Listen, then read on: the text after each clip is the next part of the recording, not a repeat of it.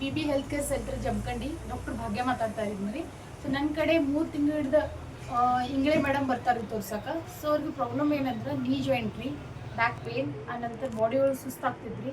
ಆನಂತರ ಅವ್ರಿಗೆ ಉಗುರು ಸುತ್ತಾಗ್ತೈತ್ರಿ, ಮ್ಯಾಗ ಉಗುರು ಸುತ್ತ ಬ್ಲ್ಯಾಕ್ ಆಗ್ತೈತ್ರಿ. ಅವ್ರ ಮ್ಯಾಗನೂ ಪ್ರಾಬ್ಲಮ್ ಐತ್ರಿ. ಸೊ ಪ್ರಾಬ್ಲಮ್ ಇದ್ಮೇಲೆ ನನ್ನ ಕಡೆ ಬಂದ ತಕ್ಷಣ ಅವ್ರಿಗೆ ನಾ ಏನು ಮಾಡೀನಿ ರೀ, ಬಿ ಬಿ ಹೆಲ್ತ್ ಕೇರ್ದ ಪ್ರಾಡಕ್ಟ್ ಕೊಟ್ಟೀನಿ ರೀ, ನಾ ಆಯುರ್ವೇದಿಕ್ ಮೆಡಿಸಿನ್ ರೀ. ಆಯುರ್ವೇದಿಕ್ ಮೆಡಿಸಿನ್ ಕೊಟ್ಟು ಆಮೇಲೆ ಅವ್ರು ಕಪಿಲ್ ಥೆರಪಿ, ನೀ ಸ್ಟಿಕ್ ಮಸಾಜ್, ಆಯಿಲ್ ಮಸಾಜ್, ಆಮೇಲೆ ಖಾಸ್ ತಳಿ ಇವೆಲ್ಲ ಟ್ರೀಟ್ಮೆಂಟ್ ಕೊಟ್ಮೇಲೆ ಅವ್ರಿಗೆ ಪೂರಾ ಚಲೋ ರಿಸಲ್ಟ್ ಬಂದೈತ್ರಿ. ಸೊ ರಿಸಲ್ಟ್ ಬಂದೈತಿ, ಅವ್ರ ಬೈಲೇ ಒಂದು ಸತಿ ಕೇಳೋಣ್ರಿ ಇನ್ನೇನು ರಿಸಲ್ಟ್ ಬಂದೈತೆ ಅಂತ. ಸೊ ಇಲ್ಲದ ರೀ ಇಂಗಳಿಗೆ ಮೇಡಮ್, ನಮಸ್ಕಾರ ರೀ. ನಾಳೆ ಇಂಗ್ಳಿಗೆ ಮೇಡಮ್ ನಮಸ್ಕಾರ. ಕಟ್ಟಿಗೆಲ್ಲ ಮಾತಾಡ್ರಿ ಮೇಡಮ್, ಏನೇನು ತ್ರಾಸ ಇತ್ತು ರೀ ನಿಮಗೆ ಫಸ್ಟ್?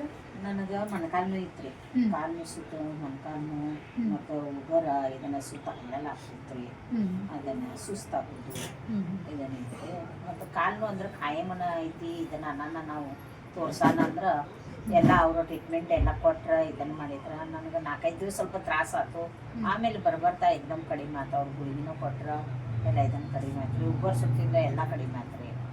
ಅದನ್ನು ಓಕೆ, ಇದಕ್ಕಿಂತ ಮೊದಲು ಎಲ್ಲಿ ತೋರಿಸಿದ್ರು ಮೇಡಮ್? ನಾ ಎಲ್ಲ 4-5 ಡಾಕ್ಟರ್ ಕಡೆ ತೋರಿಸೀನಿ, ಖರೆ ಏನೂ ನನಗೆ ಕಡಿಮೆ ಅನ್ಸಿಲ್ಲ, ಕಡಿಮೆ ಆಗೈತಿ. ಎಷ್ಟು ವರ್ಷದಿಂದ ಪ್ರಾಬ್ಲಮ್ ಇದೆ? 1 ವರ್ಷ ಆಯ್ತು ರೀ. ಸ್ವಲ್ಪ ಬಿದ್ದಿದ್ದೀನಿ, ಆಯ್ತು ಬಿದ್ದಿದ್ದು ಎಲ್ಲ ಇದನ್ನು ತೋರಿಸೀನಿ ರೀ. ಖರೆ 4-5 ಡಾಕ್ಟರ್ ಅದು ಬೆಳಗಾವಿ ಜಮಖಂಡಿದಾಗನೂ ತೋರಿಸೀನಿ ಎಲ್ಲ ಇದನ್ನು. ಫಿಸಿಯೋಥೆರಪಿ ಅನ್ನೋದು ನಾ ಭಾಗ್ಯನ ಕಡೆನೂ ಬಂದಿದ್ದೀನಿ. ನನ್ನ ಗೆಳತಿ ಹೇಳಿದ್ಲ, ಹೋಗಿ ಬರ್ರಿ ಭಾಳ ಚಲೋ ಅದಾಳ್ರಿ ಇದನ್ನು ಮಾಡ್ಕೊರಿ ಅನ್ನೋಣ. ನಾ ಬಂದ ಒಳಗೆ ಒಂದು 8-10 ದಿವ್ಸನಾಗ ನನಗೆ ಆರಾಮಾಗಿತ್ತು. ಆ ಗುಳಿಗೆ ತೊಗೊಳೋಣ ಇದನ್ನು. ಮತ್ತು ಆ ಗುಳಿಗೆ 3 ತಿಂಗಳದ ತೊಗೋರಿ ಅಂದ ಬೆಳಗ್ಗೆ ನಾ 3 ತಿಂಗಳು ಆತ್ರಿ ಈಗ ಎಕ್ದಮ್ ಆರಾಮಾಗಿತ್ತು. ನಿಮ್ಮ ಮೊದಲಿನ ಡಾಕ್ಟ್ರ್ ಏನು ಹೇಳಿದ್ರಿ ನಿಮಗೆ? ಏನಂದ್ರೆ ಇದ್ರದಾಗ ಇದನ್ನೇ ಅವಿಲನ ಇಲ್ಲ ಅಂದ್ರೆ ಜಲ್ಲೇ ಇಲ್ಲ, ಒಟ್ಟು ಅದ್ರದಾಗ ಇದನ್ನಿಲ್ಲ. ನೀವು ಕಾಲು ಮಳ್ಸಾಕ್ ಹೋಗ್ಬೇಕ್ರಿ, ಒಟ್ಟು ತಳಕ್ ಕೂಡ್ಬೇಕ್ರಿ, ಇದನ್ನ ಉದ್ದಕ್ಕೆ ಮಾಡ್ರಿ, ಇಲ್ಲಾಂದ್ರೂ ಮಡಚಬೇಡ್ರಿ, ಮೇಲೆ ಕುರ್ಚಿ ಮೇಲೆ ಕೊಡ್ರಿ.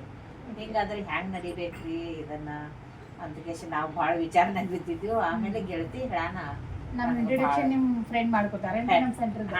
ನಿಮ್ಮ ಇದನ್ನ ಗೆಳತಿ ನನ್ನ ಗೆಳತಿ ಮಾಡಿಕೊಟ್ಟಾರಿ. ಅದನ್ನ ನನಗೆ ಭಾಳ ಚಲೋ ರಿಸಲ್ಟ್ ಬಂದೈತೆ. ಓಕೆ, ನಿಮ್ಮ ಮೊಮ್ಮಗಳಿಗೆ ತೋರಿಸಿರಲ್ಲ? ತೋರಿಸಿದ್ರಿ, ಆಕಿಗೆ ಆರಾಮಾಗೈತೆ ರೀ. ಆಕಿದ ಕಾಲು ಸ್ವಲ್ಪ ಇದನ್ನಾಗಿತ್ತು ರೀ, ಮತ್ತು ಭಾಳ ಇದನ್ನ ಆತ್ರಿ. ಮತ್ತು ಚಲೋ ಆಗ್ತದೆ ತಾನ ಇದನ್ನು ಮಾಡೋಣ, ಚಲೋ ಆಗ್ತದೆ. ಓಕೆ, ಇವಾಗ ನಮ್ಮ B B health care ayurvedic product ತಗೋತಿರಲ್ಲ ನೀವು, ಅದರಿಂದ ಏನಾದ್ರು ಸೈಡ್ ಎಫೆಕ್ಟ್ ಐತ್ರಿ ನಿಮಗೆ? ಏನೂ ಆಗಿಲ್ಲ.